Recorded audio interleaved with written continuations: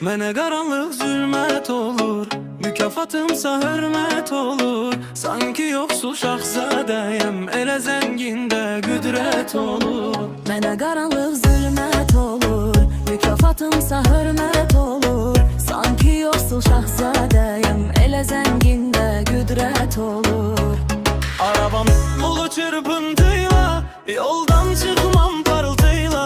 Dünyanın dərdin çəkirəm, ürəyimdəki çarpıntıyla. Arabam dolu çırpıntıyla, yoldan çıxmam parıltıyla.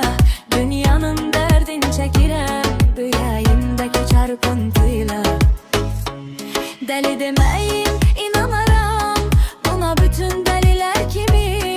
Sevdiklərimi buraxmaram, inan mən zəlilər kimi. Dəli deməyin, inanaram buna bütün dəlilər kimi. Sevdiklərimi buraxmaram, inan mənə zəlilər kimi. Mənə qaranlıq zülmət olur, mükafatımsa hörmət olur. Sanki yoxsul şahzadəyəm, elə zəngində qüdrət olur. Mənə qaranlıq zülmət olur, mükafatımsa hörmət olur. Sanki yoxsul şahzadəyəm, elə zəngində qüdrət olur.